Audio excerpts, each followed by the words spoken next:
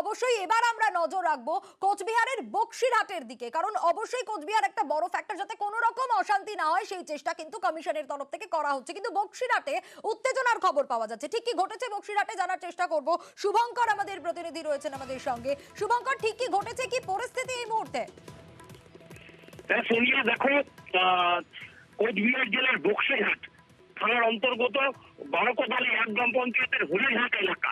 যদিও এই এলাকাটি আলিপুরদুয়ার লোকসভা কেন্দ্রের মধ্যে পড়ে।